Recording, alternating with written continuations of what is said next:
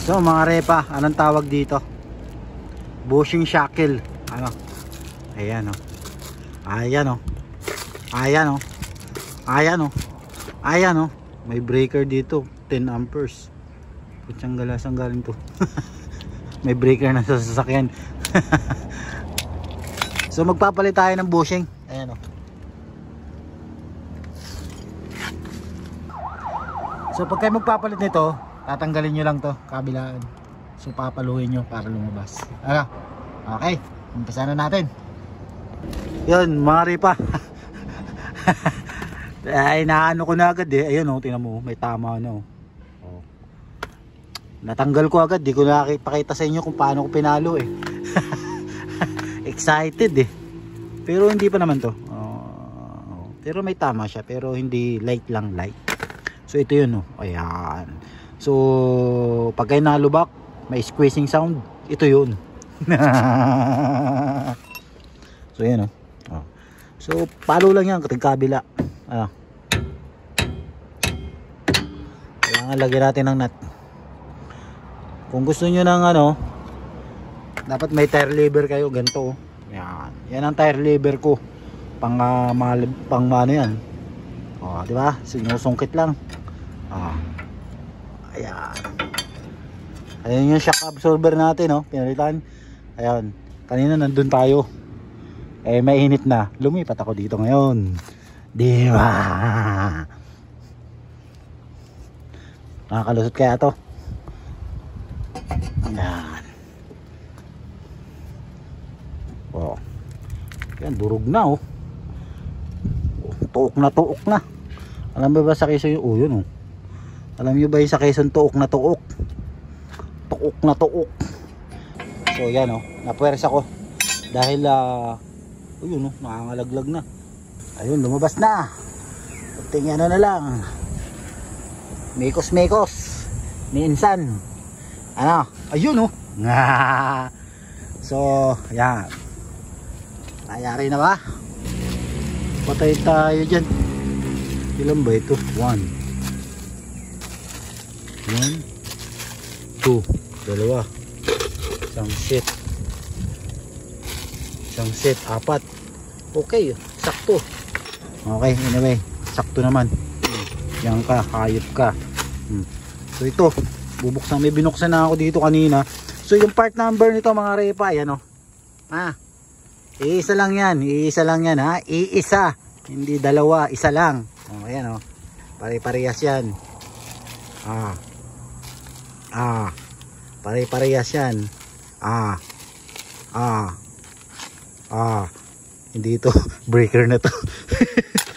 So yan mga repa, saan ko ba ito binili? Kaya syempre kay Jet ko pa rin. Si Jet ko ang pag-asa ng crosswind sportivo natin.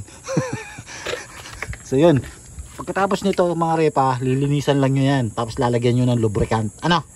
Ayan, yung butas na yan, lalagyan nyo ng lubricant kunti para smooth lang siya. Ano, smooth siya pagpasok. Wag lang marami dahil pag marami ang grasa ay nakakasunog ng guma pag marami. Ano pa? So ito ay kunting mekos-mekos lang ni Insan, iaangat natin para magtugma yun. Ano? Then ilalagay natin to shackle. Okay? Okay.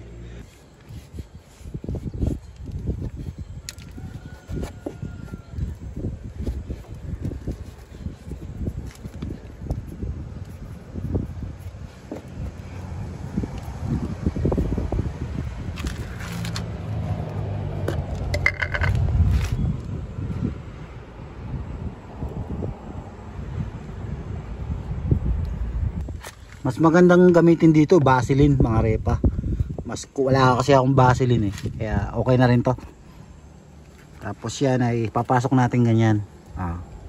Okay? Yan. Tapos yung isa pa. Okay? Papasok yung ganyan. Tapos yung sa kabila, ganun din. Sa taas pala. Ayan o. Tapos dito. Ayan.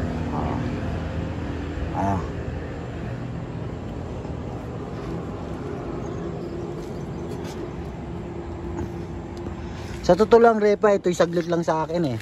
Wala pa itong kalating oras lang ito sa titirahin ko. Pati yung sa unahan. Kaso nagbibideo tayo ano. So kailangan okay lang yan. At least na-share ko sa inyo. So ngayon iaangat natin ito.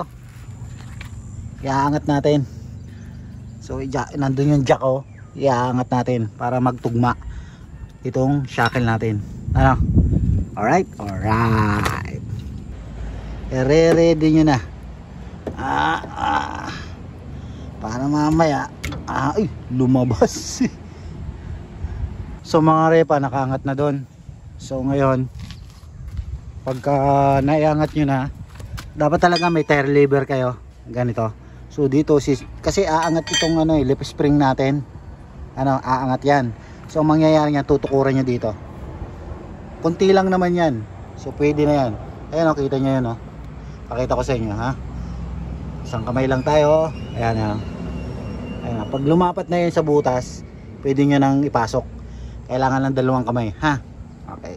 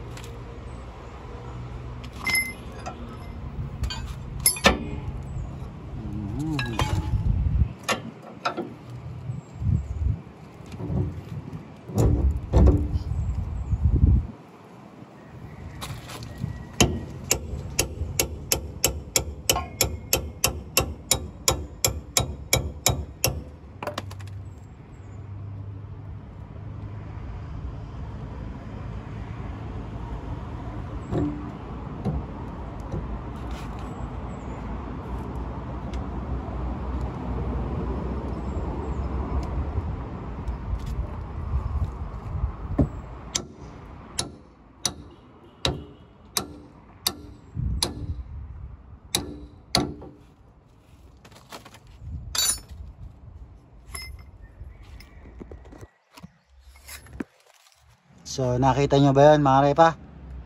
Okay. So once na mailagay nyo na yan, so yung nut, ito ihandaan nyo yan kasi isusuli natin yung nut. Kunting palo na lang yan mga repa.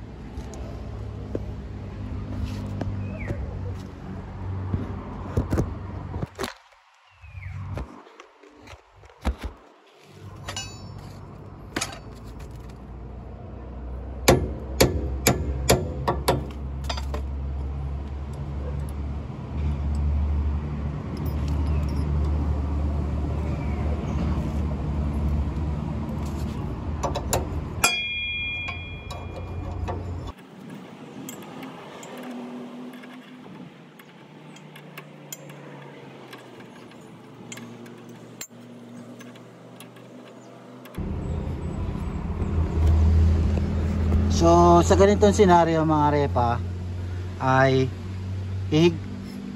kahit wag nyo nang lagyan muna ng spring o yung lock spring nya sa nut, para pag hinigpitan nyo kasi ito, babatak ito papunta dito, magpapantay siya.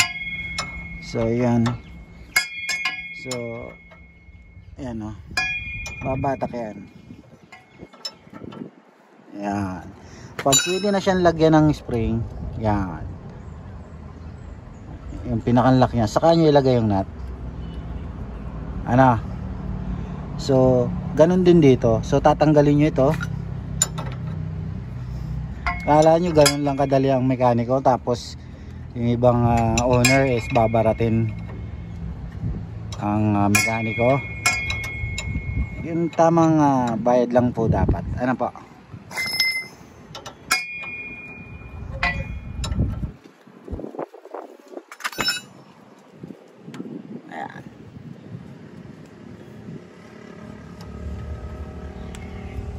Tapos ilalagay niya na to. Ayan. So saka nyo hihigpitan all the way. Lahat na yan hihigpitan nyo. Po? Pagkahigpit, saka nyo ibababa yung yung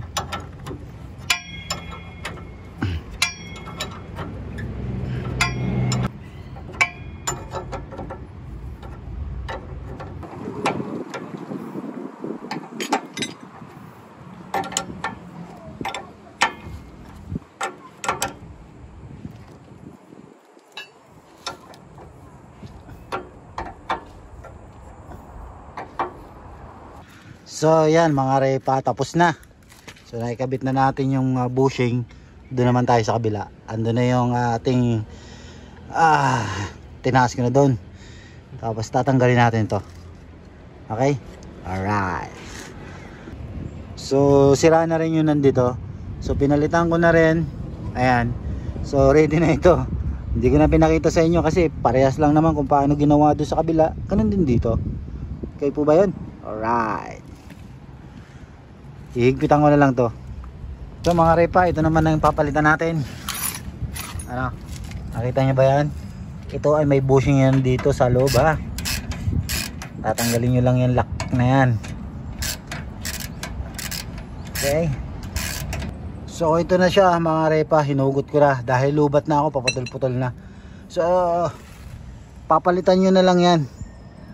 Yung condition dito sa ano ay mas okay pa siya, makapal pa rin eh, makikita nyo. So hanggang doon sa kabila sinilip ko na rin, buo pa rin. Pero papalitan ko na rin kasi nabaklas na eh, para isang palitan lahat. So mga repa, lubat na ako, kaya ito ay hindi ko na maipapakita sa inyo kung paano nyo binaklas. Ganun din ang pagbabalik. Ano po, yung pinakita ko sa inyo kanina sa likuran ay same lang din yun. Lalagyan nyo din ng konting grasa para madali siyang ipasok. Kunti lang ha, hindi pwedeng dadamihan dahil maluluto yun rubber natin. Ano? So yun ang aking masasabi kung paano nyo binaklas. Ganun din ang pagbabalik. Ayun mga repa, natanggal ko na. Ayun, tumalsik na yung isa doon. So actually good pa siya, pero gaya ng nasabi ko, nandito na rin naman yung pyesa, ay papalitan ko na rin para sure ball tayo lahat. Ano yan no? So dalawa yung kabilaan, isa dito at saka dito sa kabila sa likod. Ano? Alright, so mabilisan na to kasi lobat na ako mga repa ha. So kung hindi nyo makuha ay kuhain nyo. Advice ko pagdating dito sa sa gitna ay kailangan nyo ng mataas na jack. Yes, para ano nyo, kasi dito hindi ka abot eh, kaya nilagay ko yan dyan. Ano? Alright, rock on. So mga repa, na ilagay ko na. So itong dalawang ito ay para dun sa kabila. So yan. Ano? So itatama na lang natin itong pinakang lock nya. Ano? So madali na to. So ayan ang mga repa. Itatapat ko na lang yung yung lock nya. So tapos na tayo. Ano? Alright. So simple lang ito. Basta may gamit at madiskarte kayo. Kahit hindi na kayo punta ng talyer. So yan mga repa, tapos na tayo.